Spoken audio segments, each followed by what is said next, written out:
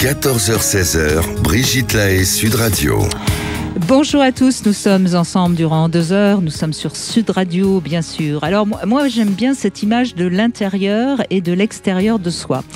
Tout simplement parce que pour être bien avec soi-même, il faut être à l'aise avec ce qui se vit à l'intérieur de nous, c'est-à-dire nos ressentis bien sûr, nos émotions, mais bien sûr aussi nos pensées. Parce que sinon, c'est un peu confus. Nous sommes alors comme dans un brouillard dense et il va être difficile de diriger sa vie en fonction de ses vrais besoins et de ses vrais désirs. Seulement, découvrir son intérieur, eh bien, c'est une aventure qui ne se fait pas forcément tout seul. Alors, il y a notre famille d'abord, et puis après, il y a nos proches, nos amis, et puis bien sûr, nos différents partenaires qui pourront nous aider à nous découvrir, parfois dans la joie, mais souvent dans la souffrance. Et c'est pourquoi je le répète sans cesse, il est nécessaire de parler, de dire avec des mots, parce que sinon, si les mots sont tus, eh bien, ils peuvent nous tuer. Samuel Doc est avec nous, il est psychanalyste, il écoute ses patients et il les aide à se découvrir, à se comprendre. Et je vous propose qu'avec lui, nous partions à l'aventure de notre monde intérieur. Donc c'est le moment ou jamais de venir nous parler avec vos mots à vous. Racontez-nous ce qui vous touche, ce qui vous plaît et bien sûr ce qui vous fait souffrir ou ce qui vous fait peur. Et pour ça, vous nous appelez au 0826 300 300. Voilà, j'ai fait un effort d'introduction, Samuel Doc, c'est pour vous. Voilà, et je suis sûre que ça vous plaît cette image de monde intérieur et de monde extérieur. Absolument, Brigitte, très heureux de vous retrouver autour de ce thème qui effectivement me plaît, me parle et me touche. Bien sûr que il y a ce contraste entre notre vie psychique intérieure et le monde qui nous entoure, le monde du social, le monde du collectif. Et ce qui me parle beaucoup, c'est cette souffrance que vous décrivez lorsque les mots sont tus.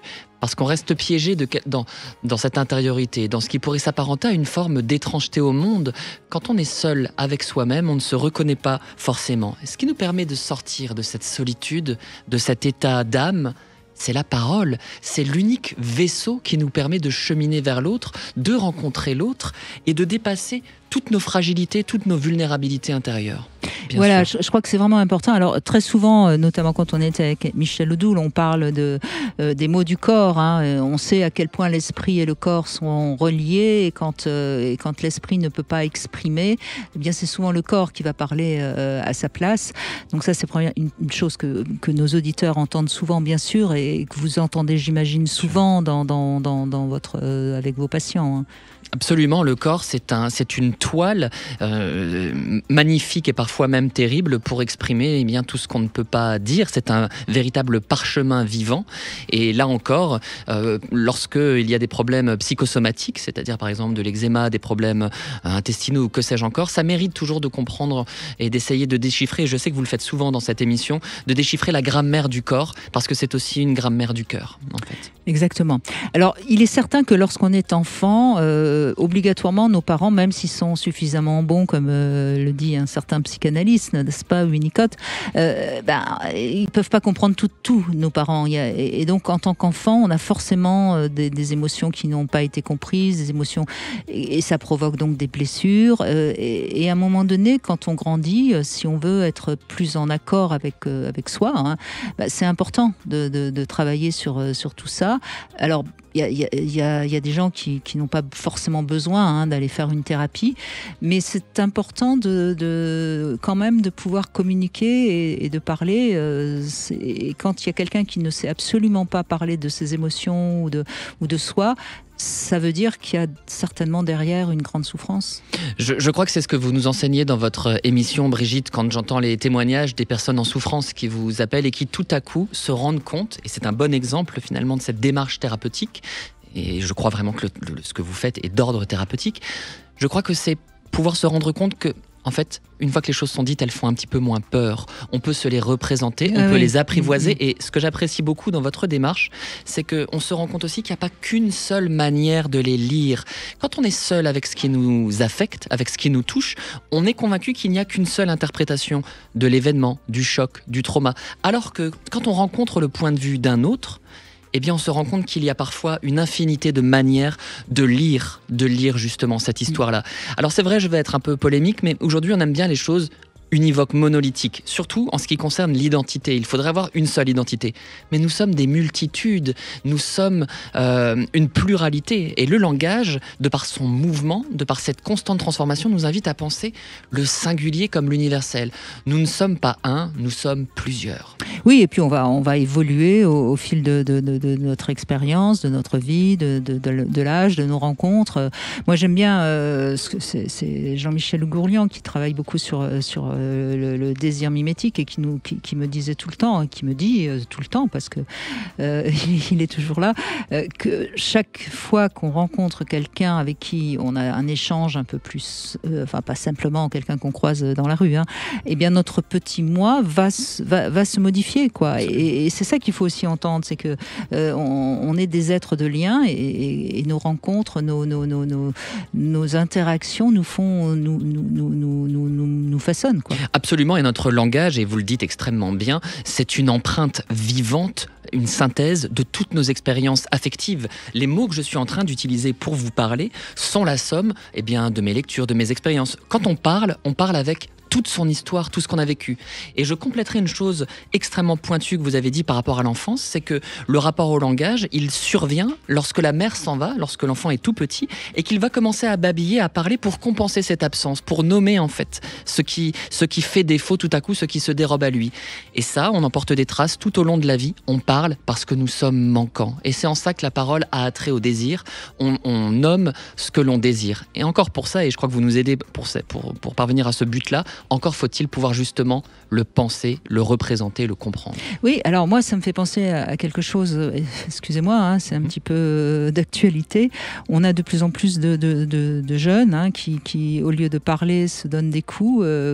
Comment vous interprétez ça, vous, Samuel Doc ? Je le rencontre beaucoup en consultation, par exemple sur les scarifications, énormément, encore hier avec une patiente. C'est vraiment lorsqu'il n'y a plus de possibilité de dire, ou parfois même, lorsque la parole de l'autre prend trop de place, eh bien certains ados n'ont plus l'impression d'avoir un corps qui leur appartient et vont mutiler ce corps pour avoir une sorte de reprise, comme si c'était une matière à laquelle ils pouvaient donner forme. C'est paradoxalement une tentative de coupure vis-à-vis de l'autre, plus que vis-à-vis de soi. C'est réussir à mettre à distance, se réapproprier son propre corps. Bien sûr, ce que je vous dis là est très ramassé, il y a parfois d'autres interprétations possibles. Mais vous avez nommé quelque chose d'important, c'est que, encore une fois, la parole non accordée vient faire retour sur le corps.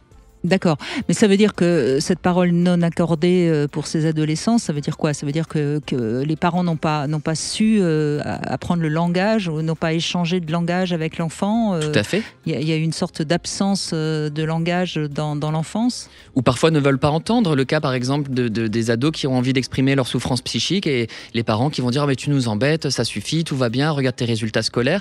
Et là, l'enfant est complètement asphyxié par cette parole, par cette perception de l'autre et se dit « mais est-ce que je m'appartiens à moi-même » ?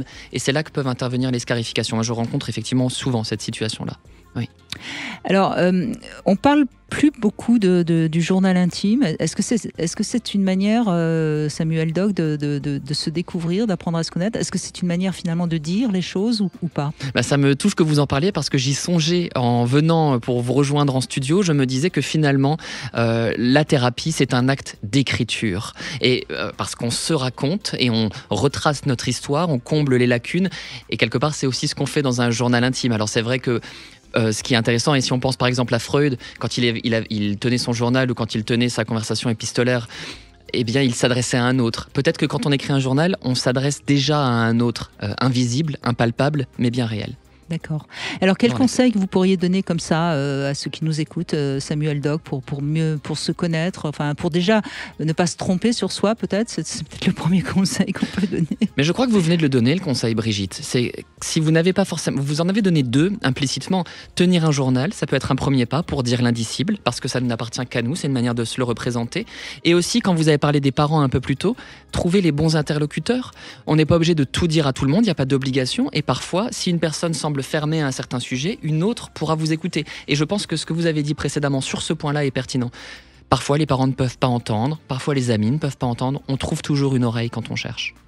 Oui, et c'est peut-être pas par hasard que, par exemple, les chauffeurs de taxi, les coiffeurs, enfin certaines professions sont finalement des oreilles qui qui entendent sans peut-être pouvoir aider parce que ce ne sont pas des thérapeutes, mais au moins les choses sont dites. Exactement, je pense que ça revient à ce que vous disiez. Finalement, ce qui est important, c'est que les mots sortent. Absolument, absolument d'accord avec vous. C'est mieux si évidemment ils sont écoutés et entendus et compris, mais au moins s'ils sont sortis, c'est déjà ça. Oui, je suis tout à fait d'accord. Je le disais même à ma coiffeuse qu'elle finalement elle avait un peu un rôle clinique auprès de ses clients. Je suis tout à fait d'accord avec vous. Il recueille beaucoup de témoignages et parfois même des choses extrêmement intimes. Oui. Surtout qu'il y a un lien qui se touche, qu'en plus sur le coiffeur, vous voyez, il y a quand même le rapport au toucher qui est très fort. On se touche les cheveux. Ça crée aussi un certain lien, oui.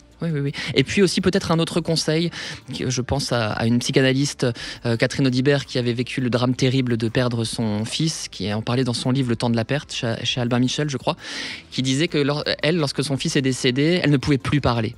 Alors qu'est-ce qu'elle se faisait? Elle cherchait dans le corps un certain soutien, elle se faisait masser, toucher. Donc parfois, et ça vous l'avez dit aussi dans une de vos émissions précédentes, vous disiez que lorsque la parole est entravée, et je suis assez d'accord, on peut aussi écouter le corps. Qu'est-ce qu'il a à nous dire et comment en prendre soin? Revenir à se prendre soin, c'est-à-dire à cette colonne vertébrale de l'identité, avant peut-être d'envisager un travail de parole. Oui, et vous avez raison, parce que certains hommes qui sont des taiseux sont souvent des hommes dont la sexualité dans le couple est essentielle. S'il n'y a plus ça, ils se sentent mal aimés, ils ont l'impression qu'ils n'existent plus presque.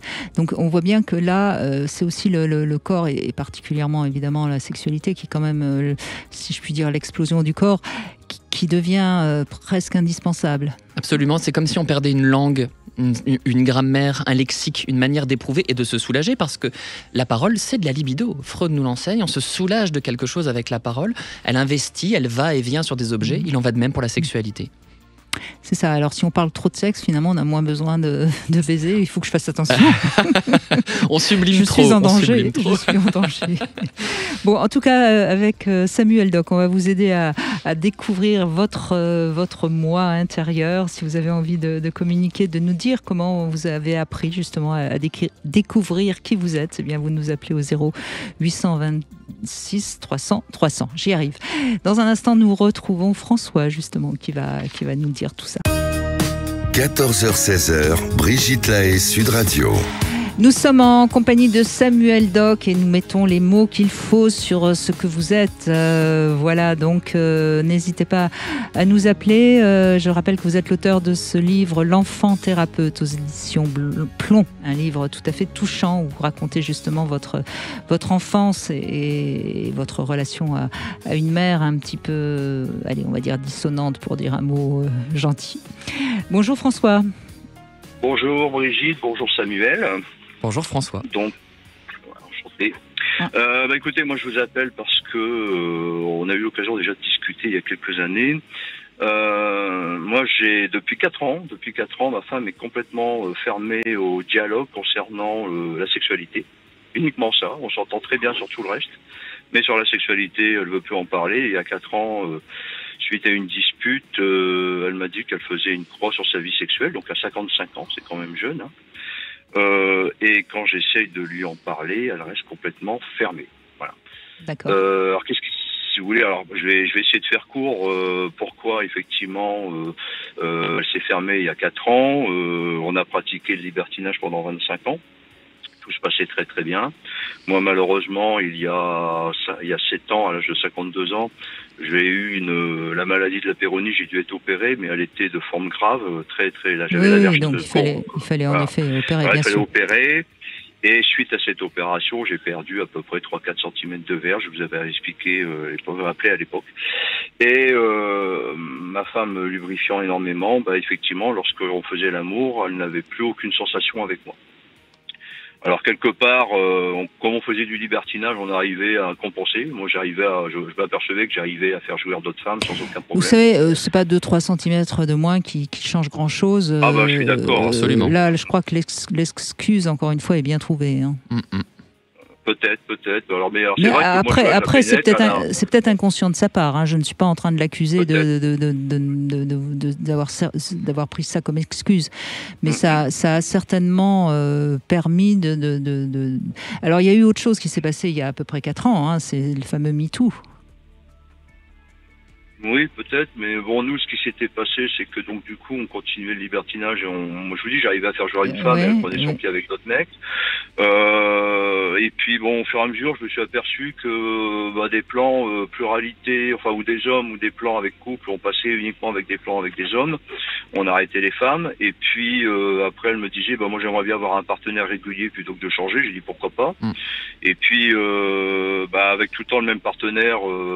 Tout ce qu'il demandait, elle le faisait parce qu'elle prenait son pied avec lui, donc elle lui refusait rien. Moi, j'étais en mode candoliste. Et puis là où ça s'est déclaré, c'est quand on est parti en vacances 10 jours. Oui. Comme on pouvait pas faire grand-chose tous les deux, il y avait un club libertin. J'ai dit, viens, on va aller boire un verre dans le club libertin, et puis peut-être qu'on trouvera quelque chose. Peut-être qu'on trouvera rien, c'est pas dramatique, c'est au moins l'ambiance. Et elle a pas voulu, donc ça m'a énervé. J'ai pété un câble. J'ai dit, je comprends pas que tu acceptes tout de ton amant et que de moi, tu refuses absolument tout.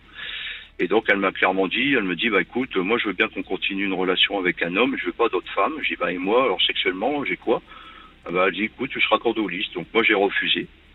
Et j'ai dit, moi je ne veux pas être que candoliste, je veux aussi avoir des relations sexuelles avec une femme, j'en ai besoin, j'ai besoin aussi de sexe. Alors soit avec toi, on peut s'amuser avec des sextoys, on peut se faire des caresses, on peut jouer sur les préliminaires, elle refuse tout.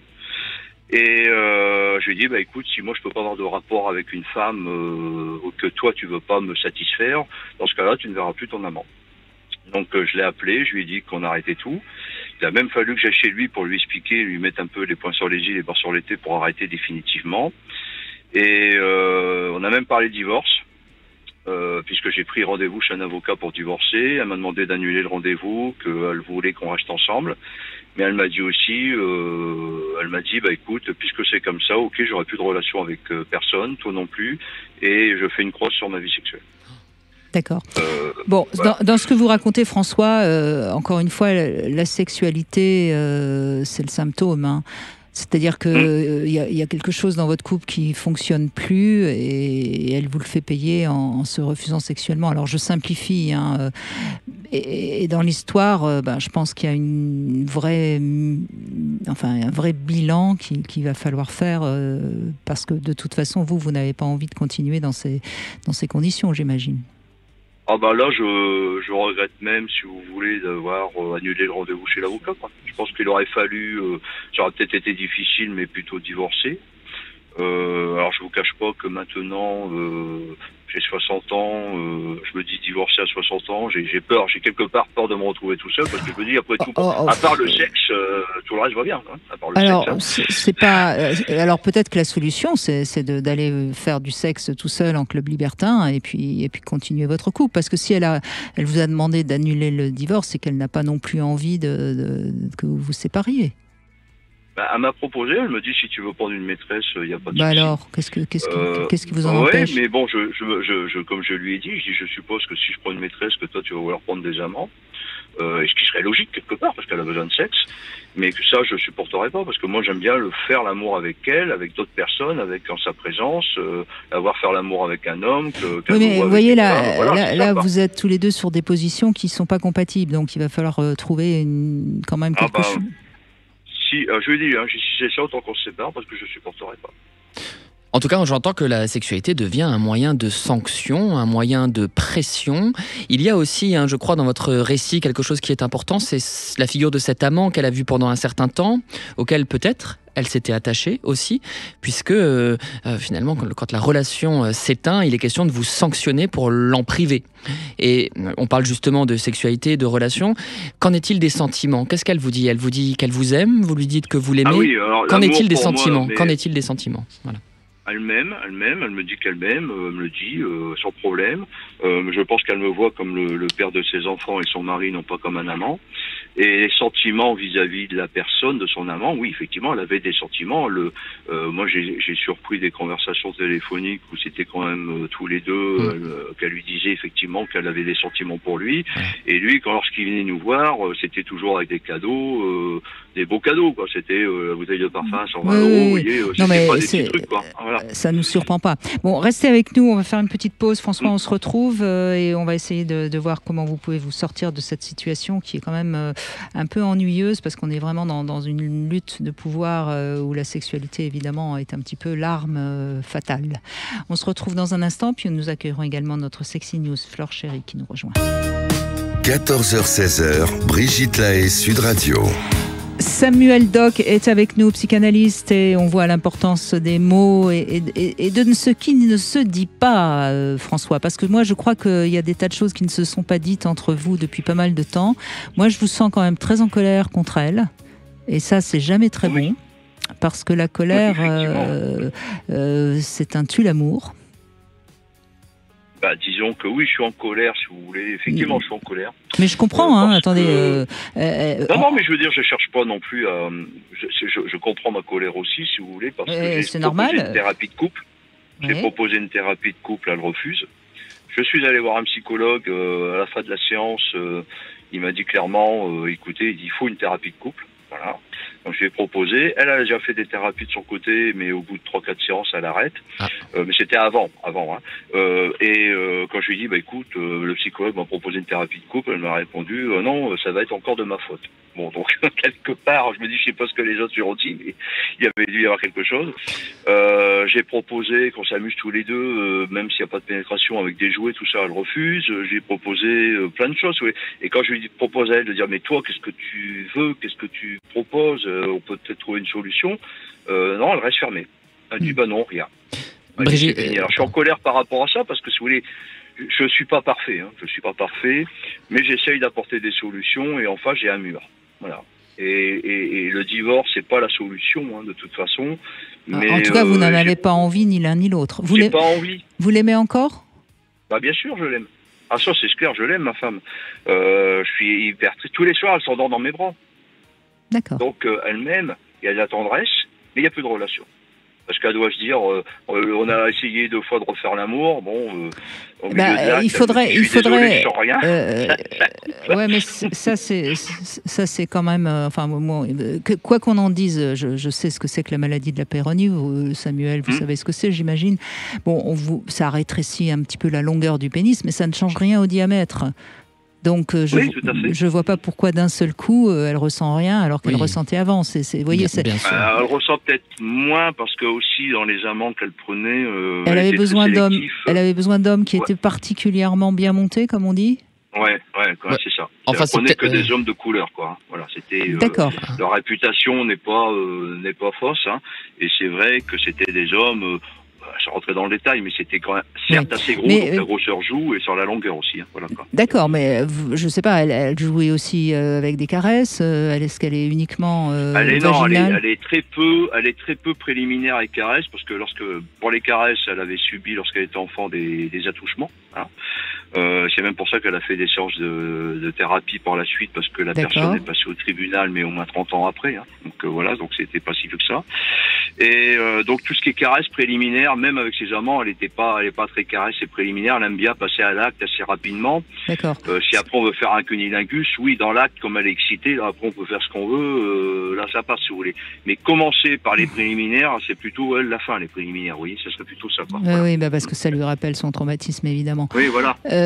Oui, donc là, on peut comprendre un peu mieux ce qu'elle ressent. Maintenant, on voit bien derrière tout ça que c'est quelque part encore des blessures qui n'ont pas été vraiment dépassées. Et oui, il y a quelque chose de l'ordre du prétexte, quelque chose de l'ordre de la résistance. Et d'ailleurs, vous le dites très bien, François, que finalement, vous avez proposé beaucoup de choses pour essayer de réérotiser votre relation, que vous avez été flexible, ouvert au dialogue. Et pourtant, ça ne prend pas, le dialogue ne se fait pas, dialogue des corps, dialogue des cœurs, ça ne passe pas, ça n'avance pas. Et on a l'impression que depuis 4 ans, quelque chose est bloqué, quelque chose est entravé. Peut-être que ça mériterait à un moment donné de parler de cœur à cœur justement et d'essayer de revenir à ce temps-là et de lui demander ce qu'elle ressent aujourd'hui par rapport à cet ancien amant qui a disparu de sa vie, si elle vous en veut toujours, comment est-ce qu'on peut envisager la suite. Mais il faut revenir à ce temps du dialogue manqué, du dialogue brisé, je pense. Et il faut que vous parliez vraiment vous de ce que vous ressentez. Il faut lui dire que vous êtes en colère, la colère c'est souvent parce qu'on a eu un sentiment d'injustice. de trahison. Vous avez finalement quand même souffert parce qu'elle a aimé un autre homme et elle avait un amant alors qu'elle se refusait à vous. Donc tout ça, vous pouvez lui dire. Et si vous n'arrivez pas à faire la paix par rapport à ce qui s'est passé, et si vous n'arrivez pas à retrouver une intimité qui corresponde, je pense que votre couple est en danger. Oui. C'est des discours que j'ai tenus avec elle en essayant de parler sans s'énerver, de dire moi j'ai besoin, voilà.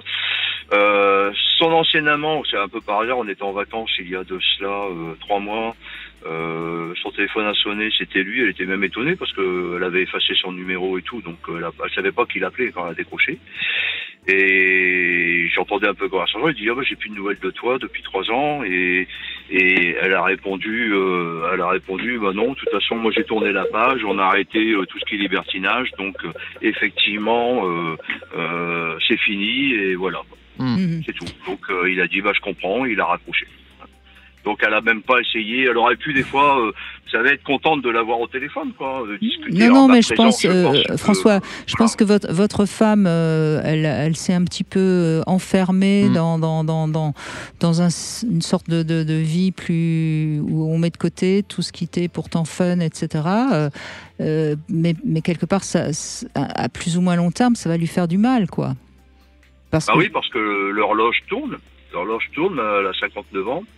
Je pense que jusqu'à facilement 70 ans, des fois plus maintenant, avoir une sexualité épanouie et me dire arrêter une sexualité à 59 ans, c'est complètement idiot, même à 55 même. Non, mais ce qu'il faudrait qu'elle comprenne, mais c'est pas vous qui pouvez tellement lui dire, il faut qu'elle comprenne que en gardant comme ça une sorte de fermeture qui en apparence fait qu'on va bien, il y a quand même beaucoup de choses à l'intérieur qui vont lui faire du mal et je pense qu'elle risque d'avoir ensuite peut-être des problèmes de santé, un mal-être. Enfin, il faudrait percer l'abcès. Alors, moi, je pense que vous pouvez quand même, si elle vous aime, par amour pour vous, et aller faire tous les deux une thérapie, rencontrer quelqu'un.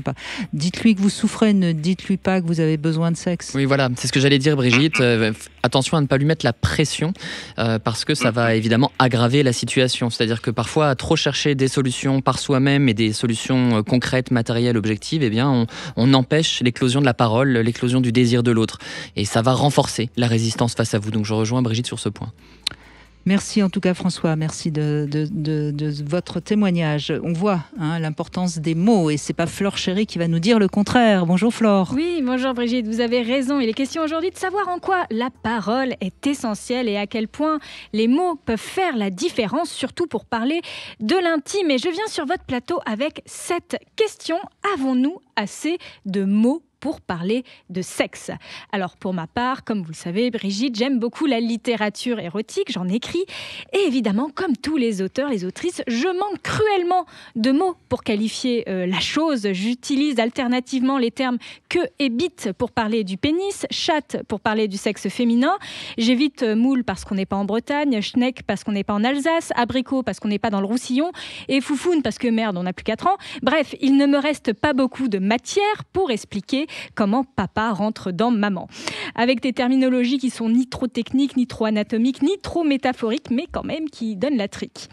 Camille Montcarnel, influenceuse à l'origine du compte Instagram Je m'emballe clito, constate aussi qu'entre ce qu'on vit au lit et les mots qui sont à notre portée pour le décrire, il y a des lacunes. Elle vient de sortir Les mots du cul. Oh, il est sorti déjà il y a 2 mois. Il y a 2 mois. Oui. Voilà, mais comme c'était dans la thématique, je me suis dit que c'était le bon moment pour en parler. C'est un livre qui est intéressant sur le sujet, vous avez raison. Exactement, aux éditions Le Robert, une sorte de dictionnaire composé de petites expressions amusantes, de punchlines qui captent les moments qui font le sel de nos intimités, comme le post-orgasme glow, c'est-à-dire le fait de se sentir super beau après l'orgasme, une peine de bite, c'est comme une peine de cœur, sauf que ce qui nous manque le plus chez son ex, c'est son sexe, ou encore la marche des canards, c'est le moment où il y a une éjaculation interne et que l'on va aux toilettes sans en renverser sur le sol. C'est un livre assez amusant que je recommanderais en réalité aux parents d'adolescents qui veulent communiquer avec leur progéniture. On y trouve dedans toutes les billes pour comprendre les nouveaux rapports amoureux, comme les nudes, le revenge porn, les dick pics, sextoter, l'expression Netflix and chill, qui veut dire allumer Netflix et faire l'amour sous les draps, qui est très employée par la génération. Ça veut plus dire ça maintenant, hein. Bon Non, ça je vous le dis. Maintenant, alors, ça veut vraiment dire faire un plan chems, c'est-à-dire prendre des drogues. Ça, c'est pas bien. C'est le chemsex, c'est ça. L'expression ne veut plus du tout dire ça aujourd'hui. Oui. Ok, bon, alors, Elle a changé, il faut réactualiser. Il faut réactualiser. Ah oui. Mais en tout cas, à l'époque, ça voulait dire ça. Prudence sur cette expression. Prudence sur cette expression. Très bien, merci pour cette précision. Bref, c'est un moyen, en tout cas, ce livre, ce dictionnaire, de reconnecter entre des générations qui se rencontraient à l'époque à la guinguette du village, quand aujourd'hui on swipe à droite pour s'aimer. Comme Camille, je considère que la langue est en mouvement dans nos bouches, bien sûr, comme dans nos vies, et que toute tentative de créativité littéraire mérite au moins qu'on l'écoute. Oui, mais c'est drôle parce que moi j'ai beaucoup de dictionnaires, de synonymes, justement de verges, et c'est ce que j'ai toujours trouvé incroyable. Alors est-ce que ça va évoluer? Je ne sais pas, je suis pas sûre. Il y a beaucoup plus de synonymes pour le sexe masculin que pour le sexe féminin, hein. C'est ce qui est tout à fait vrai, oui. C'est même impressionnant, hein. Et alors, ce qui est très étonnant, c'est que le sexe féminin, c'est compliqué parce que... Et il est en deux parties. Il y a vulve et vagin. On n'arrive pas à se le représenter comme un tout. Il y a pas, parce que, bon, vous avez raison, la chatte, c'est peut-être le mot qui correspond le mieux pour tout ce qui concerne le sexe féminin. Mais sinon, oui, on a le clitoris, on a la vulve, le vagin. Enfin, Alors vous, c'est assez simple, quoi. Il y a le pénis et les couilles, quoi. Oui, je sais pas, je pensais pas à ça. Je pensais à cette belle formule de Julia Kristeva qui disait que l'amour ne peut se dire qu'en métaphore. Et je me dis que là où on manque de lexique, là où on manque de vocabulaire, parfois il faut pas hésiter à puiser dans nos images pour pouvoir rendre justement communicable quelque chose du corps. Après, bien sûr, il y a quelque chose qui résiste tout le temps. Lacan disait il n'y a pas de rapport sexuel parce que, et cette émission l'enseigne, finalement, peut-être que l'amour, ça se fait plus que ça ne se dit. Oui, mais enfin, c'est quand même... Même s'il faut bien pouvoir en parler, nous sommes d'accord. Et puis, il faut la penser aussi, la sexualité. Justement, le langage, c'est le reflet de la pensée avant tout, bien sûr. C'est ça. Bien sûr. Et donc, si on n'a pas les mots pour le dire, alors oui, on va la vivre, la sexualité, mais on ne va plus la penser. On va la faire de façon peut-être inconsciente et... Parfois, remettre de la conscience dans la sexualité, moi, je trouve que c'est une bonne chose. Bien sûr. Mais est-ce qu'il suffit, encore une fois, de dire abricot, voilà, ou je ne sais quoi encore pour pouvoir le nommer? Non, justement, j'en rigole parce qu'il n'y a pas assez de mots. Et donc, les mots qu'on a à notre portée, surtout quand on écrit, ne sont pas du tout utilisés, donc pas adaptés à de l'écriture érotique. Mais il y a des modes aussi, parce que par exemple, moi je pense à la fameuse chanson Le Zizi, qui a été un tube énorme. J'ai l'impression que c'est un terme qu'on n'utilise plus du tout aujourd'hui. Oui, sauf quand on parle à un petit enfant de 5 ans. Mais sinon, oui, zizi n'est pas du tout un terme érotique, en tout cas. Les mots évoluent aussi. Et puis c'est pour ça, il ne faut pas oublier que la parole n'est que le support acoustique du langage, au final. Et que, encore une fois, on n'est pas obligé d'avoir forcément, et peut-être que là, je ne veux pas dissuader les parents d'ados d'entrer en communication avec eux sans forcément avoir lu cet ouvrage qui a l'air très bien par ailleurs. Mais on peut toujours trouver une manière d'entrer en lien et de nommer les choses sans connaître toutes les expressions contemporaines. Je veux dire, l'amour, on le fait depuis l'aube de l'humanité, sinon nous ne serions pas là aujourd'hui. Et c'est pour ça que ça me semble important de le rappeler. Mais en tout cas, ce qu'on peut conseiller, puisque vous avez organisé ce salon érotique dimanche dernier, ce qu'on peut conseiller, c'est... De la littérature érotique, je précise, parce que oui. avec que des livres. Oui, bien sûr, mais c'est de lire un peu pour justement enrichir son imaginaire et son vocabulaire. Mais en revanche, on sait à quel point, enfin moi je le sais peut-être plus encore que les autres, on sait à quel point les couples ne savent pas parler entre eux de sexualité. Absolument. Alors est-ce que c'est parce qu'ils n'ont pas les mots? Est-ce que c'est parce qu'ils sont prudes? Je sais pas. Et même le problème, c'est que quand on a les mots, mais je pense juste à bite ou que, en fait, on ne les dit tellement pas assez dans son quotidien que tout d'un coup, sortir ce mot-là de but en blanc fait très bizarre. Même si on le connaît, si on ne l'utilise pas assez, finalement, on a peur de l'employer. Et puis, on a notre subjectivité. Par exemple, moi, le mot bite, c'est un mot que je n'utilise jamais. Je le trouve vulgaire. Non, moi aussi, je le trouve vulgaire. Je l'écris et je ne le dis jamais. Alors que j'utilise pénis comme j'aurais pu dire fleur ou flore. Mais c'est marrant, on a des mots qui sont difficiles. Et je raconte souvent cette anecdote. Quand j'ai commencé l'émission en 2001, donc ça fait un peu plus de 20 ans, eh bien, lorsqu'on parlait de cunilingus, les femmes accrochaient le mot. Ah oui. C'était drôle parce que elles n'arrivaient pas à le dire. Alors peut-être que ce mot spécifiquement, comme il y a aussi cunnilingus qui existe aussi, peut-être qu'on a tendance à l'accrocher parce que ne sais les pas. deux En tout cas, elle disait quand il me fait un cunil, et j'étais obligée de le dire. Oui. Je lui disais, dites cuni, ça ira très bien, on comprendra tous. Et c'est drôle comment aussi les femmes se sont quand même bien libérées dans leur vocabulaire, je trouve. Ça, c'est plutôt bon signe. Malgré tout. Absolument, et encore une fois, je pense que c'est ce que je disais un peu en préambule, c'est que le corps nous confronte toujours à notre propre étrangeté. Après tout, quels sont ces signaux que nous envoie notre organisme? C'est le premier autre. Après tout, le corps, le premier autre avec lequel on doit composer, et pouvoir le penser, au-delà du fait de développer son vocabulaire, et voilà, je ne veux pas donner l'impression d'être trop critique, c'est déjà pouvoir percevoir, capter ce que l'on ressent, ce que l'on éprouve, ce que l'on a véritablement dans la chair, et d'essayer d'en faire une première transcription dans le langage, et pas forcément, encore une fois, cette espèce de course très générationnelle à un vocabulaire. Peut-être qu'on peut conseiller, parce qu'on sait à quel point la manière dont l'enfant, tout petit, vraiment tout bébé, va appréhender son corps par le toucher de ses parents. Donc on pourrait conseiller peut-être aux parents là, qui nous écoutent, si vous avez des bébés, vous les touchez tout en leur parlant. Absolument. Et ça pourrait peut-être aider à la libération sexuelle quand ils seront dans 20 ans. C'est exactement ce que disait Dolto. Elle disait qu'il faut joindre le toucher au langage et faire évoluer l'enfant dans un bain de gestes et de mots. Donc je pense que là, vous êtes très Dolto. Et ben voilà, sans le savoir, je fais du Dolto sans le savoir. Merci Flore Chéri en tout cas. Et je rappelle qu'on peut bien sûr vous retrouver sur le site mysweetfantasy.com et également sur union.fr. Allez, on fait une petite pause et on va revenir avec les mots justement plus que jamais aujourd'hui avec Samuel Doc qui est avec nous. 14h-16h, Brigitte Lahaie, Sud Radio. Samuel Doc est avec nous, psychanalyste, auteur de L'Enfant, thérapeute aux éditions Plomb, mais également sur ce livre Les chemins de la thérapie qui était sorti chez Flammarion et qui est peut-être un peu plus le fil rouge de l'émission d'aujourd'hui, où vous expliquez justement à quoi ça sert une thérapie. Ça sert à aller dans son chemin intérieur. Voilà. Afida, bonjour. Bonjour Brigitte, bonjour Samuel. Bonjour Afida. Merci d'être avec nous. Alors vous savez être dans votre ressenti, je crois. Hein ? Oui, moi depuis toute petite, je me suis toujours bien exprimée. J'ai toujours dit ce que je pensais. Et j'ai toujours du mal avec ceux qui ne le disent pas. Alors avec le temps et en prenant de l'âge, j'ai appris simplement à accepter.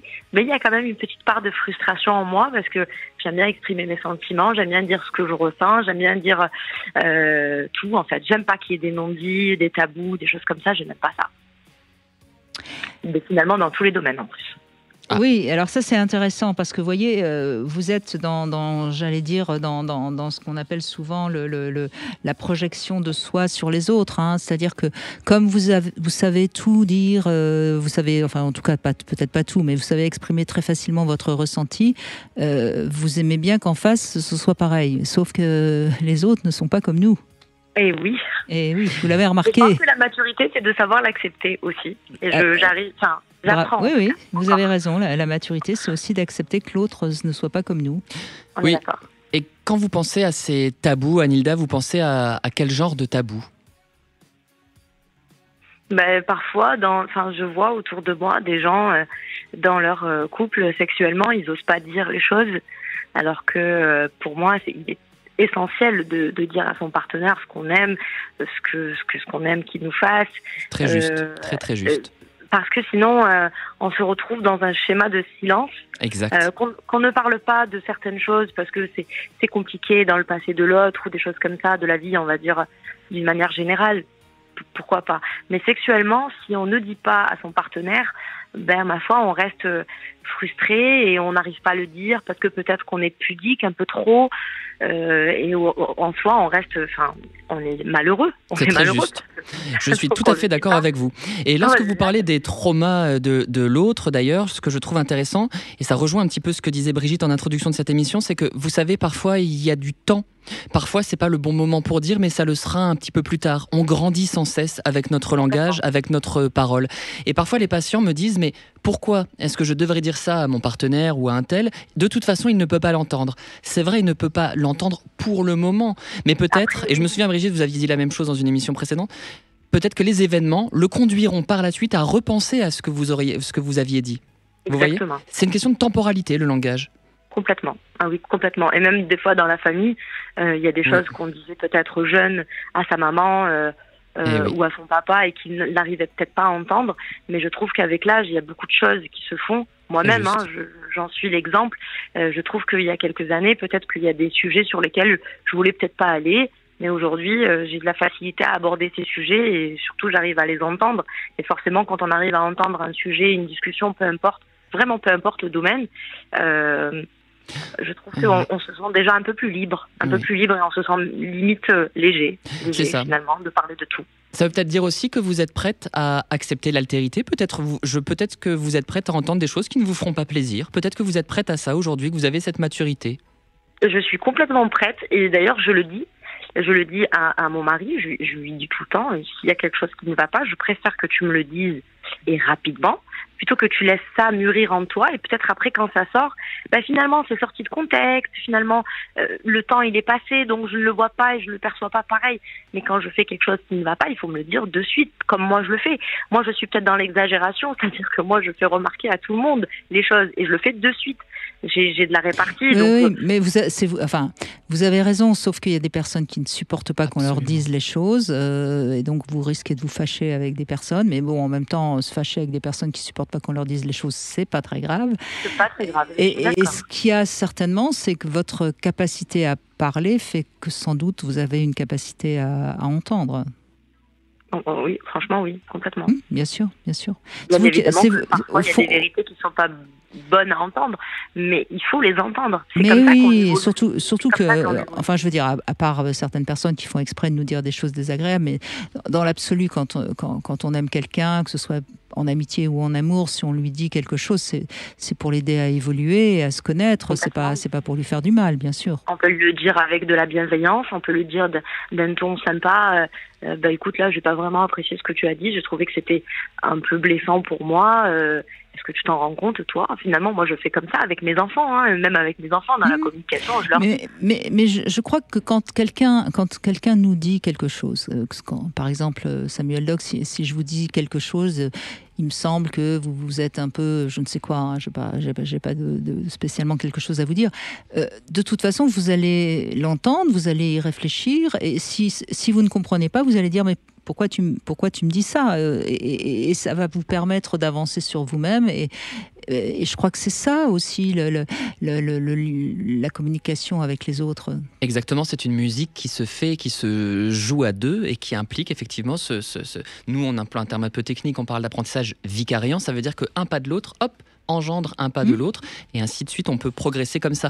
Mais ce qu'il faut bien se dire, Rachida, c'est que de toute façon, le langage... Moi, c'est Afida. Afida. Oh là là là là, alors attendez, je le note. Toutes mes excuses, en plus c'est un beau prénom, désolé. Enfin, vraiment, alors là, j'aurais fait la bourde du jour. C'est pas grave, voilà, bref. En tout cas, on voit qu'elle est ouverte au moins, Afida. C'est ce que je vois. Donc on a nos lacunes finalement, mais on n'a que ça. On n'a que le langage pour sortir de nous. Comment faire malgré ce vaisseau insuffisant, parce que les mots ne suffisent jamais, on l'a bien vu avec la chroniqueuse qui était là tout à l'heure, on essaye, on fait ce qu'on peut pour tisser une toile avec ces petits bouts de rien qu'on nomme les mots, mais on n'a que ça. On n'a rien d'autre. Et c'est pour ça que vous faites ce pari sur l'autre. Et c'est pour ça d'ailleurs que cette émission existe. C'est parce que le langage, ça peut sauver. C'est pas parfait. Les mots ne suffisent pas toujours, mais on n'a que ça. Je suis tout à fait d'accord. Et alors, est-ce que votre mari, à votre contact, il évolue, il arrive à mieux parler parce que ça, Alors, le seul sujet sur lequel on parle ouvertement et vraiment sans tabou et sans gêne et sans aucune pudeur, c'est vraiment le sexe. On arrive à en parler, on arrive même à débriefer après, à dire est-ce que tu as préféré ça, est-ce que tu n'as pas préféré ça, tu préférais que je fasse comment. Là-dessus, on a toujours été très ouverts. Après, la communication dans un couple, moi je dirais que elle n'est pas tout le temps fluide, surtout quand on a des choses à reprocher à l'autre et que la personne forcément ne les entend pas. Donc moi, mon mari, avec lui, la communication, j'ai appris en fait finalement à aborder les sujets, mais peut-être pas tout le temps. C'est-à-dire Cela... qu'il y a des moments propices à la discussion. Oui, bien sûr. Mais cela dit, souvent lorsqu'on a des reproches à faire à l'autre, c'est parce qu'il nous a blessés, mais il n'a pas fait exprès de nous blesser, c'est parce que ça touche sans doute nos blessures. Mais bon, ce serait tout un autre sujet. Merci en tout cas, Afida. Merci beaucoup. Et je vous propose la devinette du jour avant de laisser la place aux infos. J'aime beaucoup, et elle est assez actuelle, cette devinette. Quelle est la définition exacte d'une presqu'île? La réponse est après les infos. 14h-16h, Brigitte Lahaie, Sud Radio. Samuel Doc est avec nous, vous êtes psychanalyste et vous travaillez beaucoup évidemment avec les mots, les mots de vos patients. Aujourd'hui, on parle des mots pour le dire. Je crois que c'était le titre d'un livre d'ailleurs, exactement. Il me semble, un très joli livre. Cardinal, oui, tout à fait. Oui, justement.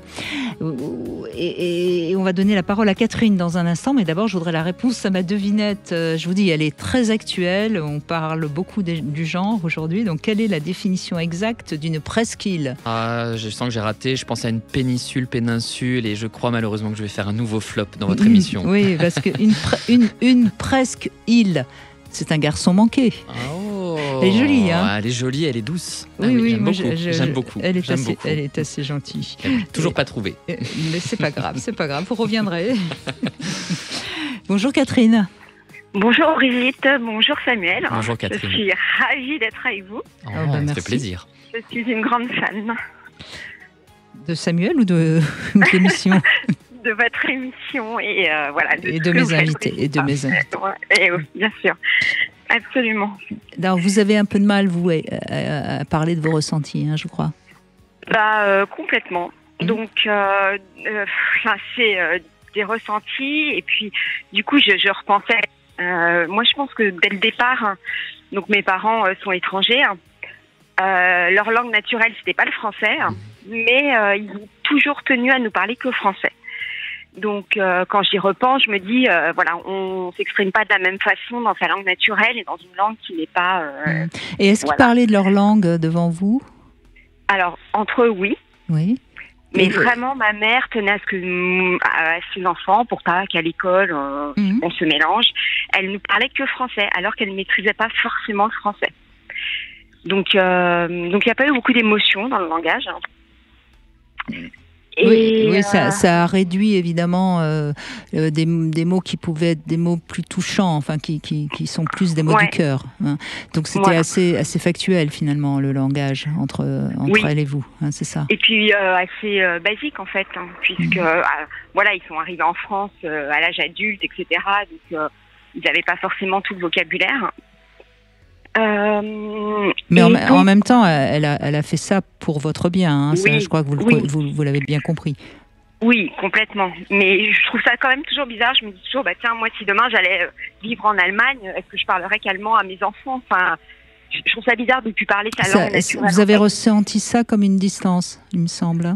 Peut-être, peut-être.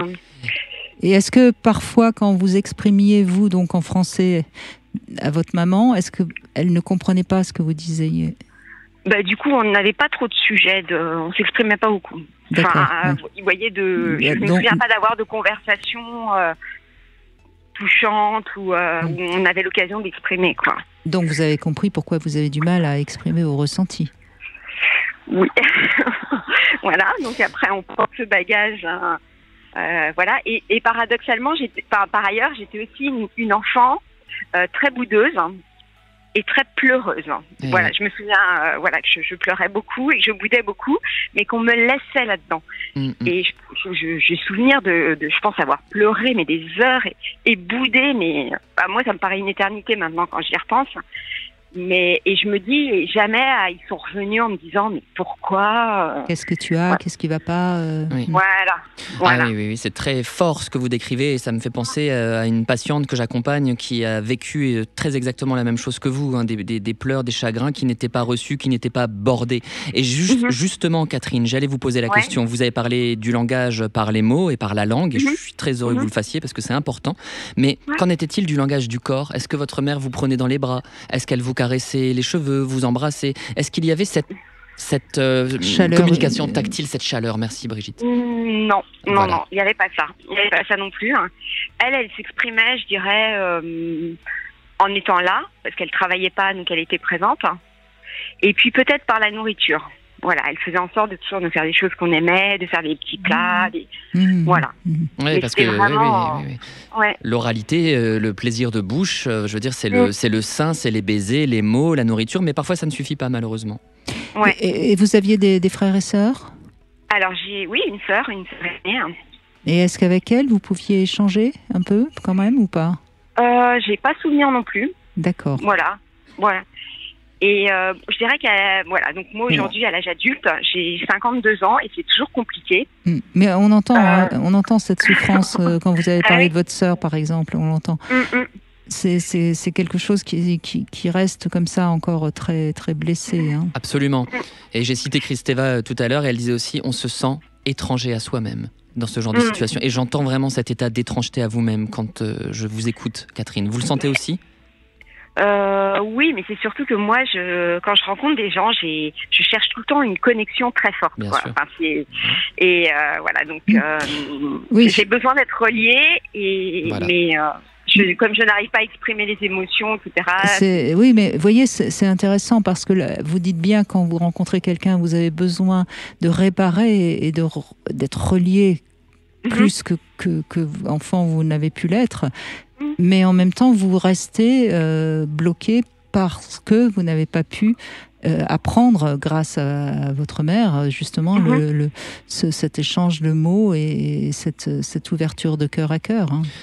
C'est très juste ce que vous dit Brigitte. Et j'ajoute, en complément, que les émotions, on les entend quand on vous écoute, Catherine. Elles sont là. D'accord. Vous éprouvez des émotions, elles sont là. Oui. En tout Elles cas, sont dures à nommer, elles sont dures à nommer. Et peut-être, voilà, là je vais surprendre nommer. Brigitte. Voilà, je vais pas aller du côté de la psychanalyse, ça va surprendre Brigitte, mais plutôt du côté de la pleine conscience. Vous savez, dans ces cas-là, il y a des exercices de pleine conscience. Il s'agit de créer un cadre agréable, chaleureux, et de prendre le temps de s'interroger. Quelle image, quel mot je mettrai derrière ce qui se joue dans mon corps. Et plutôt que d'essayer de repousser ces émotions, de leur faire de la place. Et ça marche vraiment très bien. Ça, pour le coup, ce sont plus les thérapeutes cognitivo-comportementalistes qui le font, mais moi, je ne suis pas du tout en guerre contre eux, absolument pas. Et ça pourrait être utile, vous voyez, de revenir à cette transcription de ce que vous avez dans le corps par l'esprit. Moi, ça s'est soldé par une spondylarthrite, en fait, du coup. Voilà. Bah oui, Voilà. Les mots du corps, bien sûr. Absolument. Bah, c'est votre sensibilité qui n'arrive pas à s'exprimer et que pourtant moi j'entends. Hein.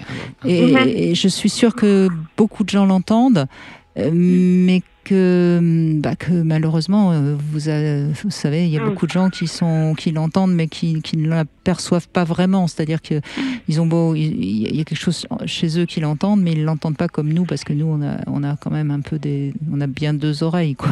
Samuel et moi. Et donc c'est à vous, je crois déjà de vous entendre, quoi. J'ai envie de dire. S'entendre dans tous les sens du terme. S'entendre avec les autres, s'écouter soi-même, entendre ce qu'on a à nous dire. Là, pour le coup, c'est pertinent, oui. Oui, mais du coup, souvent, quand j'essaye de dire les choses, alors du coup, je me fais peur moi-même. Ça bloque, oui. Non, mais je peux être très virulente, quoi. Pas méchante, quoi, mais vous voyez, très... Un peu en colère sur les bords. Je sais pas. Alors, vous savez, je vais vous expliquer pourquoi, Catherine.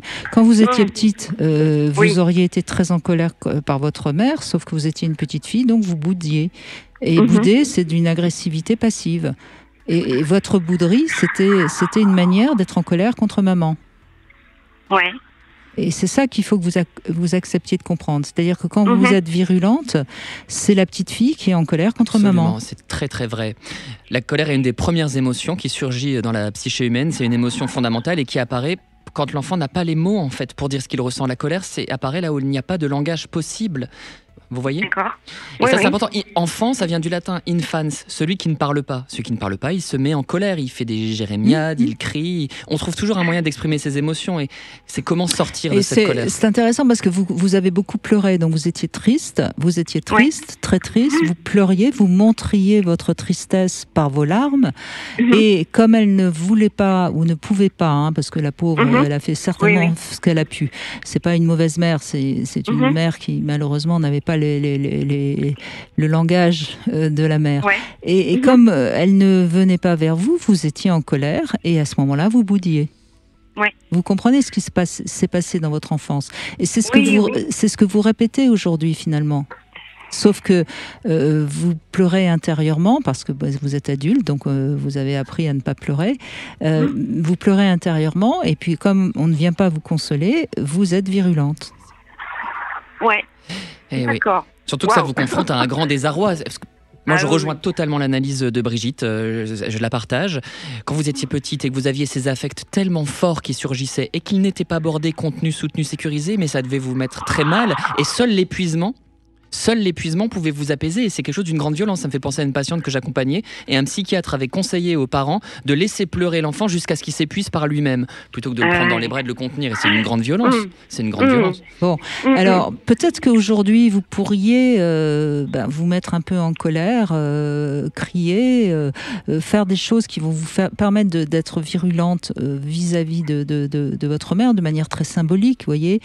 Et peut-être je sais pas dans quelle mesure votre corps est abîmé, mais non, ça va. Ça va. Oui.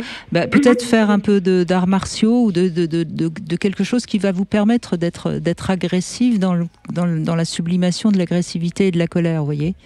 D'accord. Pour faire sortir, il faut je pensais faire de la danse. Oui, de l'art-thérapie, etc. Non, ça peut la aussi danse, être bon. je crois pas. Je pense aussi à la danse. J'aurais tendance quand même à penser que cette colère qui n'est jamais sortie, il faut qu'elle sorte. Il faut qu'elle se libère. Et si vous arrivez à libérer cette colère, je pense que vous serez moins virulente avec les autres, et donc vous pourrez exprimer vos ressentis. Parce que je crois quand même, dans la manière dont vous échangez avec moi, je pense pas que vous êtes une handicapée de la communication de vos émotions. Je pense que c'est juste parce que votre enfant intérieur est encore trop blessé, et il faut le réparer. D'accord. Bon, je suis pas très arts martiaux comme ça, mais non, mais je dis ça ou peut. Un sport dans lequel pourquoi pas de la boxe, pourquoi pas une marche rapide, du plaisir. En tout cas, il faut qu'il y ait du plaisir. Il ne faut pas vous forcer. Non, il faut pas vous forcer. Tout doit toujours se faire dans le plaisir pour se réparer, bien sûr. Mais voyez, faites quelque chose qui vous permet sortir cette virulence qui ne sort pas. D'accord. Là, vous avez fait le premier pas, en tout cas. Vous avez dit vos difficultés à dire. Donc, vous pouvez être fier de vous déjà d'avoir réussi à faire ça. En plus, à l'antenne d'une radio, vous avez bien du mérite. Je pensais qu'on était tous les trois. Mais nous sommes que tous les trois, Catherine. Nous avons. Mais en tout cas, on vous a accueillis et on a parlé la même langue. C'est ça l'essentiel. Absolument. C'est magnifique. Voilà. Je vous embrasse, Catherine. Merci beaucoup. Merci à vous. 14h-16h, Brigitte Lahaie, Sud Radio. Nous continuons avec Samuel Doc à mettre des mots. On voit bien comment les mots sont essentiels. C'est pas par hasard que on se diffère de l'animal. Et c'est parce que nous, on a le langage. Et je crois que ça, c'est vraiment quelque chose qu'il faut comprendre. L'animal, il est pulsionnel, instinctif, ce qui n'empêche pas qu'il est aussi capable d'amour, de jalousie et de ressenti, d'être en colère, ou etc. Oui. Mais il communique tout le temps. Il n'y a pas, vous quand vous côtoyez, moi je côtoie beaucoup les animaux, comme vous le savez, Samuel Doc, on sait l'état d'humeur d'un animal. Il n'a pas besoin de parler parce qu'il est, comment dirais-je, il ne masque rien. Oui. Et nous, à cause du langage, c'est quand même incroyable, à cause du langage, on masque nos ressentis, nos émotions. C'est quand même un paradoxe extraordinaire. Formidable, et ça me fait sourire, puisque figurez-vous, l'anecdote est vraie. Freud avait lui-même, qui est quand même qui est le père de la psychanalyse, et vous connaissez l'importance du langage, a pu dire dans une interview qu'il préférait, pour cette raison, celle-là même que vous avez évoquée, la compagnie des animaux à celle des hommes. C'est quand même cocasse. Ah, bah ça me le rend encore plus sympathique alors. Non, mais moi j'aime profondément la compagnie des animaux. Je dirais même que j'ai un besoin essentiel d'avoir des chiens. Je l'ai déjà dit souvent et puis je l'assume très bien. Mais j'adore la compagnie des humains aussi. Mais peut-être parce que j'ai appris à parler de moi et appris à écouter. C'est peut-être ça. Quand on se réfugie auprès des animaux, c'est peut-être parce on ne sait pas dire justement. Ouais, les animaux ont beaucoup à nous apprendre. Ce n'est peut-être pas pour rien que Montaigne a écrit les essais avec un chat sur les genoux. N'est-ce pas? Bonjour Isabelle. Bonjour Brigitte, bonjour Samuel. Bonjour Isabelle. Qu'est-ce que vous nous dites alors vous? Quels sont vos mots? Eh bien moi, ce que je vous dirais, c'est que dans le domaine professionnel, je me pose mes limites, je suis très sûre de moi, j'échange sur le moment dès que quelque chose ne me convient pas. Tout est très aligné. Cependant, dans ma vie personnelle, dans ma vie privée et intime, dans mes relations avec les hommes, c'est plus complexe en fait pour moi d'exprimer mon ressenti sur le moment.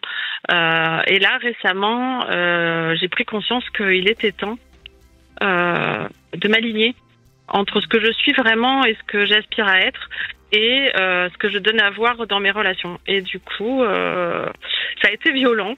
Ça a été un peu brutal peut-être, mais j'ai fermé plein de livres qui étaient ouverts, comme si j'avais plein d'écrans ouverts, et ça a libéré tellement de place en moi qu'aujourd'hui, je me sens extrêmement légère. C'est-à-dire que j'étais en relation avec quelqu'un et je l'ai laissé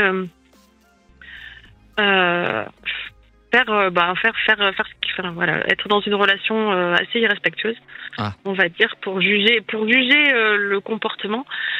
Et du coup, j'ai laissé faire tout un tas de choses parce que j'étais convaincue que c'était pas contre moi qu'il agissait, mais plutôt parce que lui était avec ses propres difficultés et ses propres leviers à passer. Et puis, au final, je me suis aperçue que c'était jamais assez en fait.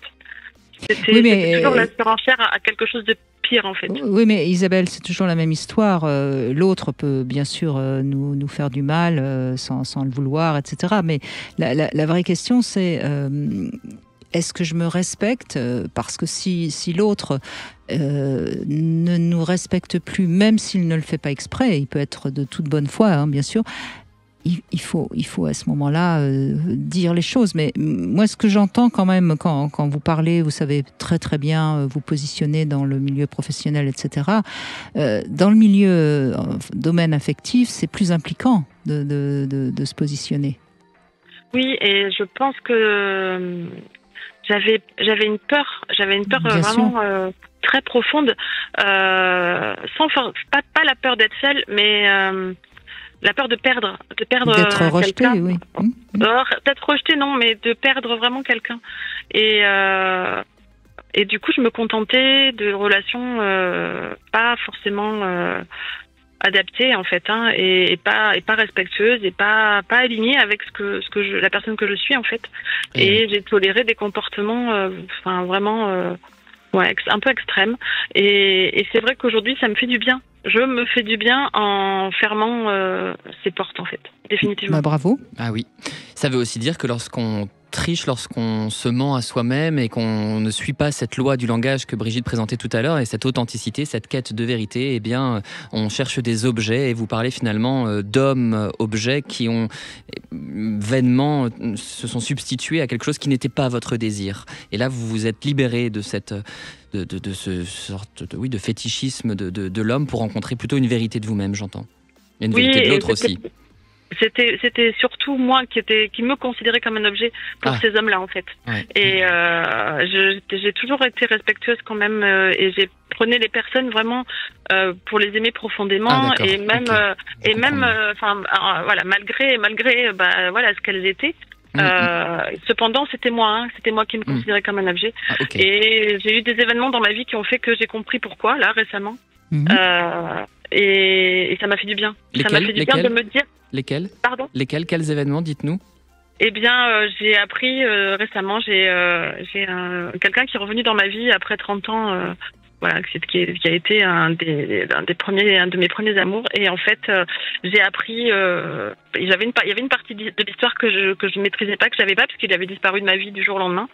Et je m'étais séparée de la personne qui était devenue mon ex-mari, etc. Et donc je suis revenue avec lui, je me suis mariée, j'ai eu mes enfants.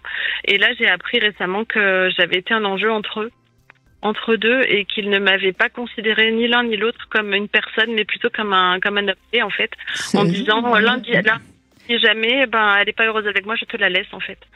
Et au final, ça s'est pas passé comme ça. Mais moi, ce que j'ai ressenti là et là, rien que de vous le dire, je ressens un vide profond, en fait, et ça me glace. Et quand j'ai eu cette version, en fait, de mon histoire, ça m'a oui, tout est tombé, en fait, tout oui, est tombé, oui, c'est terrible. Là, parce que vous étiez le jouet de leur rivalité. Enfin, je veux dire, c'est terrible. Oui. Complètement. Oui. Complètement. Et vous l'aviez sans doute senti sans le savoir, quoi.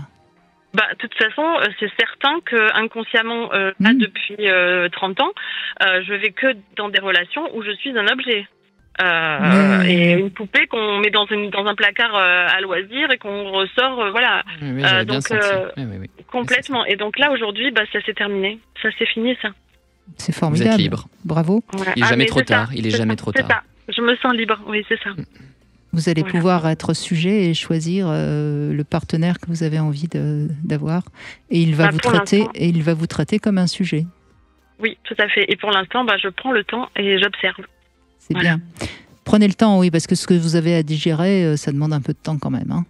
Oui. Et c'est mieux de toute façon de prendre du temps. Pour toute chose. C'est vrai qu'on est dans une société qui aime le temps court, la consommation rapide, mais c'est vrai que le langage demande une pensée et que la pensée demande du temps. Autorisez-vous ce temps, parce que c'est un temps de prendre soin aussi. C'est exactement ça. C'est comme une retraite, en fait, et c'est comme une pommade, et c'est comme des jolies choses, en fait, qu'on s'accorde. Et je suis vraiment entièrement d'accord avec vous. Oui, vous êtes en train de penser vos blessures, et puis quand vous serez totalement remise de tout ça, eh bien vous serez enfin libre de choisir en tant que sujet. Merci beaucoup de votre témoignage, Isabelle. Merci infiniment. Merci. Au revoir. On fait une petite pause, on se retrouve pour notre Love Conseil du jour. Je vais vous parler d'un coffret que j'ai reçu, que je trouve assez fun pour justement se découvrir. Et puis on va parler du sexe des hommes avec Ronald Virag, chirurgien cardiovasculaire, qui a beaucoup œuvré pour que les hommes aient des érections dignes de ce nom. À tout de suite. Brigitte Lahaie, Sud Radio, le Love Conseil. Alors Samuel Doc, je vais vous parler d'un coffret. Alors c'est très bizarre parce que ça s'appelle mon coffret de magnétiseur. Alors on se demande un peu de quoi ça parle. Et en fait il y a 200 fiches, donc c'est pas rien. Et alors ce que je trouve intéressant, c'est qu'on peut prendre une fiche au hasard. Et puis par exemple je booste mon énergie.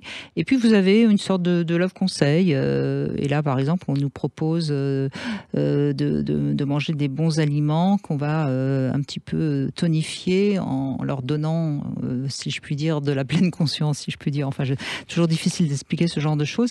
Et donc, j'ai eu envie d'en parler parce que ça peut être, d'abord, ça peut être un joli cadeau de Noël, d'offrir ce petit coffret. Et puis, par exemple, il y a aussi, je prends soin de mon esprit. Alors, en cas de dépendance affective, on vous donne 8 pistes que vous pouvez faire.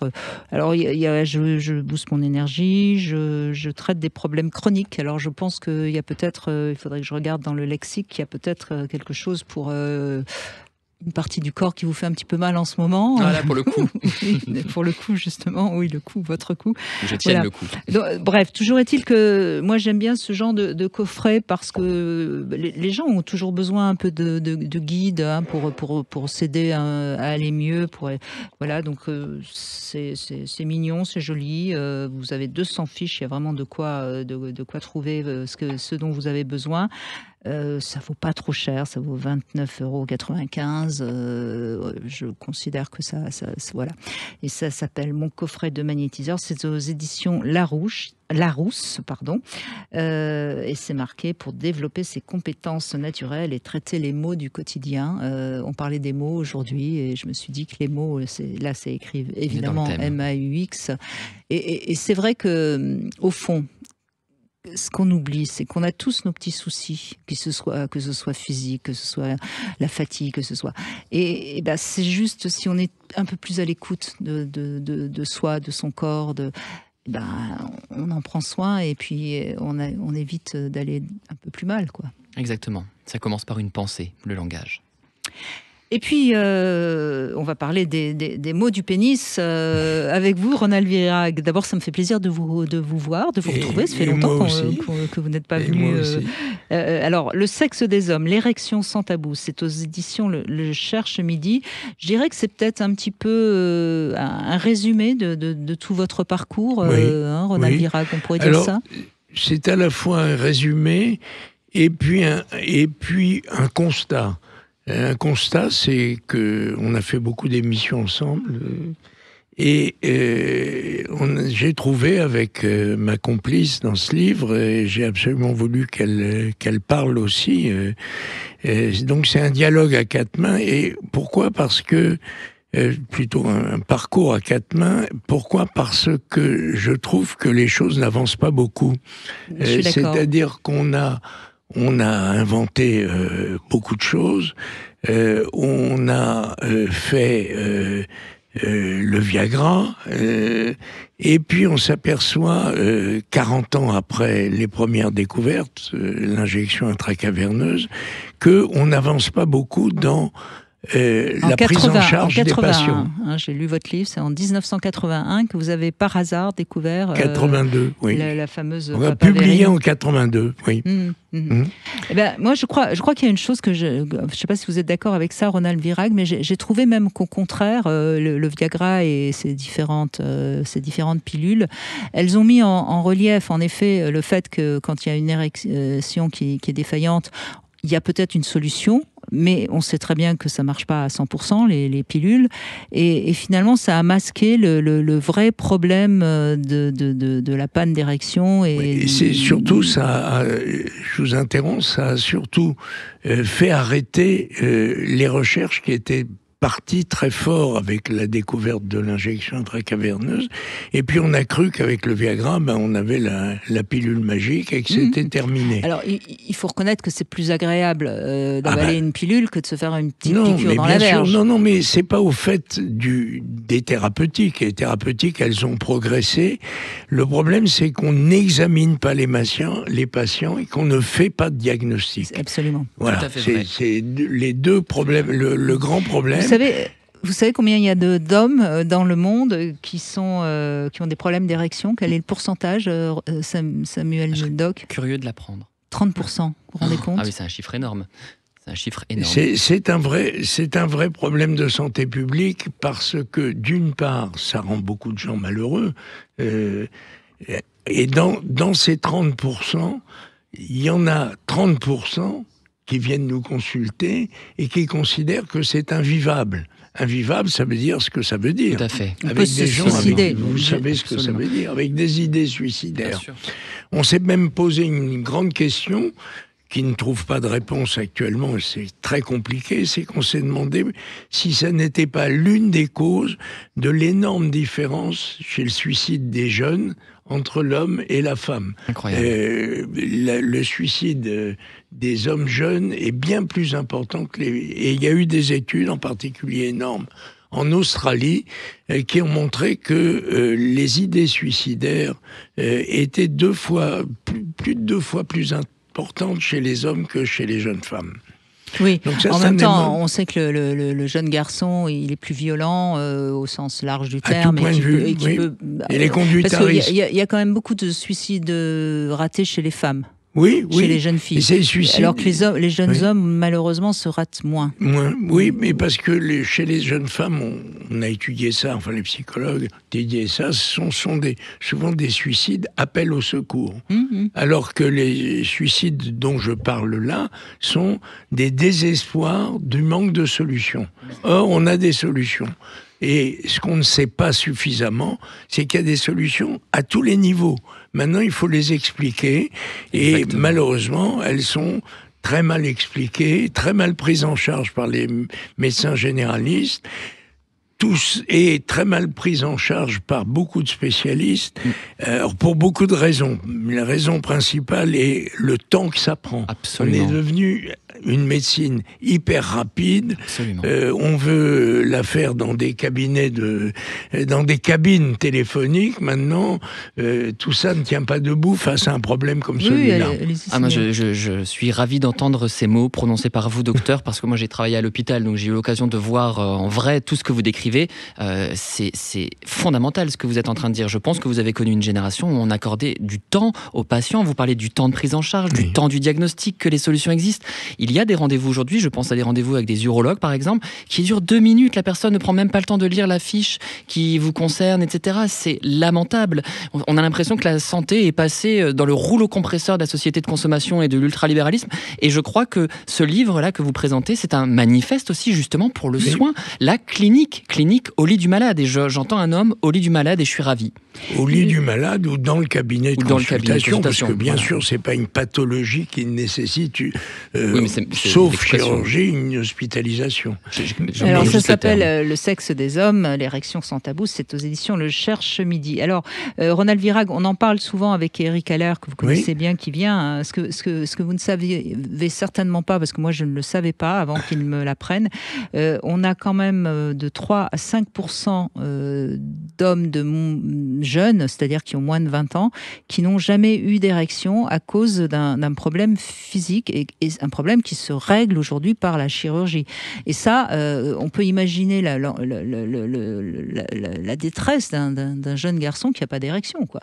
Vous le saviez Non, je ne le savais pas et j'imagine sa détresse parce qu'il y a en plus ce tabou, on n'ose pas dire. Mais si alors en plus les médecins ne savent pas justement, vous parlez des généralistes, ne savent pas identifier tout cela, mais où va-t-on ? Ils n'ont pas le temps. Il faut bien reconnaître. Alors on leur donne des outils. Est-ce qu'ils le savent ? Est-ce que les médecins généralistes savent qu'un jeune adolescent peut ne pas avoir d'érection parce qu'il y a des fuites veineuses ? On essaye de leur apprendre. Mais est-ce qu'ils savent ? On publie. Avec Eric Haller qui nous a rejoint, notre centre, qui a été persuadé par Hélène Sussman de rentrer dans notre équipe parce qu'il s'est passionné pour le sujet. C'est un très grand chirurgien vasculaire, sûrement le meilleur en Europe sur la pathologie aortique, et il s'est passionné par ce sujet parce que c'est un sujet transdisciplinaire. C'est ça qui est très important, c'est qu'il faut qu'il y ait de nombreux spécialistes. Donc on a constitué une équipe comme ça, et hier, dans une conférence que je donnais à la mairie du 7e, on m'a demandé est-ce qu'il existe beaucoup de centres comme ça. Ben non, il n'en existe pas beaucoup parce qu'on ne les fait pas. L'université ne prend pas en charge. Alors, on a créé un diplôme pour former des médecins vasculaires, pour former les urologues à ce problème particulier, mais ça va être lent malheureusement, parce que il manque de temps, il manque de moyens, c'est-à-dire que si on ne paye pas les médecins pour faire des examens qui prennent 1 heure minimum, pendant ce temps-là, ils peuvent faire 4 échographies de la prostate ou 4 échographies des troncs supraortiques et malheureusement, ils vont pas prendre en charge correctement ces patients. Et c'est quand même un vrai problème de santé parce que vous le dites dans votre livre, Ronald Virag. On sait que quand un homme commence à avoir des pannes érectiles, ça peut être le prémisse d'un futur problème cardiaque ou un futur AVC. Enfin, c'est une vraie question de santé publique. Sans compter que, et ça votre collègue complice Hélène Sussman le dit bien, un problème d'érection dans un couple, c'est aussi un problème pour la femme. Si vous avez remarqué, Brigitte, on a mis énormément de citations de femmes. Exprès parce que on veut pas, d'abord parce que je pense que dans le couple, le sexe faible, c'est l'homme. Hein. C'est pas Brigitte qui me dira le contraire. Et c'est vrai. Elisabeth Badinter le dit très bien. Hein, prouve que tu es un homme. C'est l'angoisse de tout homme face dans un couple. Alors pas dans un couple installé, mais dans un couple en formation, c'est sûr. Et on a un jeune garçon qui dit à un moment, je suis comme un homme sans bras, je suis comme un homme sans mon érection, je suis un homme comme sans bras, depuis toujours, comment voulez-vous que j'aborde une femme ? Et cet homme-là avait une fuite, ce qu'on appelle une fuite caverno-veineuse, on l'a guéri. C'est ça qui est... Oui, c'est ça qui est important à dire. C'est important ça à se dire. guérit, mais faut-il encore savoir que ça existe? Et puis faut-il encore, malheureusement, trouver... et pour l'instant, vous n'êtes pas nombreux à faire cette opération-là. Bon, ce qui est intéressant aussi, c'est que vous parlez franc, vrai, comme sur Sud Radio, Ronald Virag. Et j'aime bien de temps en temps le rappeler. Il y a des traitements, il y a peut-être des futurs traitements, mais les ondes de choc, c'est un attrape-nigo. Oui, bien sûr. C'est bien de Alors, le dire. non, mais je parle jamais sans preuve. Oui. Si je dis ça, et si nous disons ça, et d'ailleurs c'est Hélène Sussman qui a fait l'expérimentation, avec les 2 machines qui sont sur le marché, on n'a jamais enregistré un résultat positif probant. Bien sûr, on en installe un peu partout, même chez les kinés, et on prend cher pour faire ça. Et puis oui, c'est ça qui est toujours problématique. C'est un petit peu comme certaines trucs laser pour le vagin. Enfin, voilà, c'est des attrape-nids. Enfin, ça coûte cher. C'est rapide. Alors il peut y avoir l'effet placebo. On va leur laisser ça. L'effet placebo, il marche avec n'importe quoi, avec tout, bien sûr. Oui, et heureusement. C'est bien. Mais vous savez, il y a une anecdote, je ne sais pas si elle est dans le livre, je me souviens plus très bien, mais il y a une anecdote formidable. Mon collègue et ami qui dirige le centre un centre identique au nôtre à Londres, on vient lui présenter un produit qu'il essaye contre placebo. Et alors la firme, ça marche pas très bien, mais la firme a trouvé que le placebo faisait aussi bien que le produit qu'on essayait, et elle a mis le placebo sur le marché. Pourquoi pas. Voilà. Et oui, 30% de bons résultats, et c'est très bien. Mais ça laisse des gens désespérés. Nous voyons arriver à notre centre des gens qui ont tout essayé. Alors, on va sans avoir été examiné. On va revenir sur la question de la pénétration, parce que vous en parlez dans ce livre, Ronald Virag, et je trouve que c'est intéressant, mais on fait une petite pause, et puis on reviendra sur cette pénétration qui est très critiquée aujourd'hui par les féministes. 14h-16h, Brigitte Lahaie, Sud Radio. Samuel Doc est avec nous, on parle des mots qui nous font grandir, et puis parfois le pénis il parle, ou plutôt il se tait, si je puis dire. Ce livre, c'est Ronald Virag qui en est l'auteur, Le sexe des hommes, l'érection sans tabou, c'est aux éditions Le Cherche Midi. Ce serait presque un livre qu'on devrait distribuer chez tous les médecins généralistes, parce que je crois qu'il y a vraiment tout ce qu'on peut, tout ce qu'on devrait savoir sur. Alors j'ai quand même découvert quelques trucs, Ronald Virag, comme quoi on a toujours besoin d'apprendre, et ça c'est bien, moi j'adore ça. Alors je voulais revenir aussi sur la question de la pénétration. Je ne sais pas si vous êtes au courant, Samuel Doc, mais il y a un courant féministe très fort qui dit que la pénétration n'est pas nécessaire. Alors c'est évidemment des femmes qui disent ça. Donc vous affirmez, preuve à l'appui, si je puis dire, Ronald Virag, que ces femmes se trompent, ou alors elles sont peut-être tout simplement sexophobes. Moi, je ne veux pas rentrer dans ce débat-là. Je ne parle que de ce que je vois et de ce que je consulte. Il y a une chose qui est frappante, c'est qu'on a énormément, et c'est ce qui nous a fait réfléchir et présenter le livre comme il est présenté, avec un homme et une femme qui sont des thérapeutes. Et ce qui me frappe, c'est que beaucoup de femmes viennent avec leur mari, avec leur compagnon. Bien sûr, et c'est même souvent elle qui l'amène. Et c'est elle qui mène la démarche. Elles prennent les rendez-vous, elles viennent voir en salle d'examen comment ça fonctionne. Il y en a même qui viennent, entre guillemets, si je peux me permettre, mais ici je crois qu'on peut se permettre, toucher le pénis pour voir qu'il est bien rigide quand on lui a appliqué un traitement ou un test adapté au exactement. Et ça a été une découverte tardive dans ce qu'on faisait. J'ai toujours eu des couples, mais là c'est de plus en plus. Donc Je crois que la pénétration... Alors, j'ai des hommes qui viennent, bien sûr, beaucoup d'hommes qui viennent consulter ça. Et qu'est-ce qu'ils nous disent? Ils nous disent, écoutez, moi, je suis très content, surtout à passer la soixantaine. Je suis très content, j'ai retrouvé une compagne formidable, je suis heureux, je vais au cinéma avec, etc. Mais elle, ce qu'elle veut, c'est la pénétration. Voilà. Et je raccourcis, bien sûr, mais c'est très intéressant. Et on a retrouvé les livres de Belinda Cannon qui sont formidables pour ça.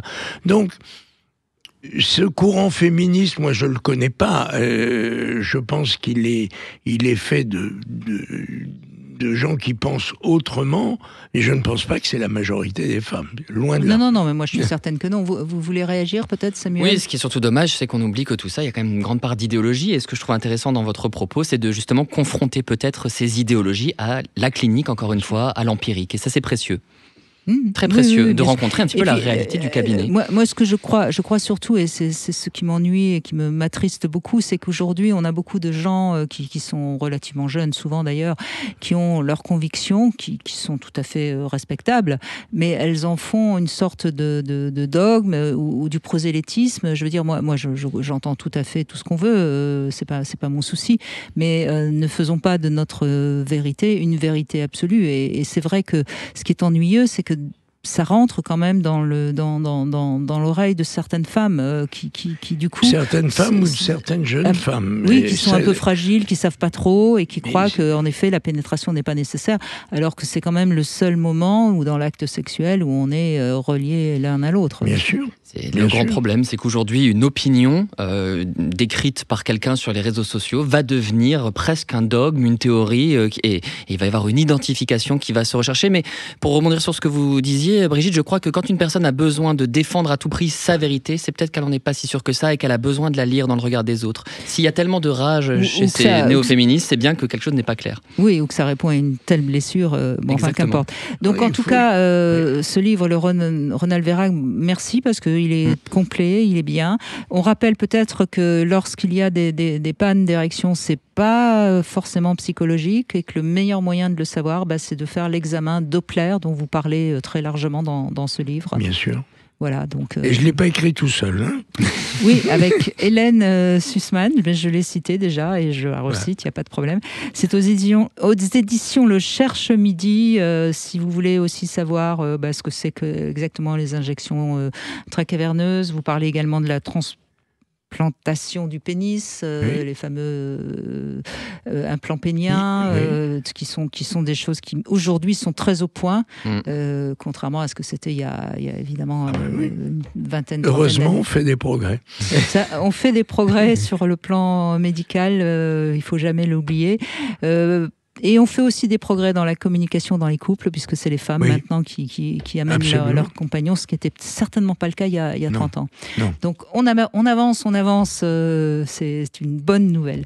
Merci beaucoup Ronald Verhaeghe, merci beaucoup Samuel Dobb, comme toujours c'était un plaisir de converser avec vous. Partagez. Je rappelle ce livre, Les chemins de la thérapie aux éditions Flammarion, si vous voulez savoir justement ce que ça pourrait vous apporter d'aller parler à quelqu'un si vous avez du mal à vous exprimer. Tout de suite évidemment vous retrouver Alexandre Delovan et lundi nous serons avec un autre Samuel Comblaise, et on reviendra sur le harcèlement et plus particulièrement le harcèlement sexuel à connotation sexuelle. Voilà, et je crois que c'est important d'en parler régulièrement.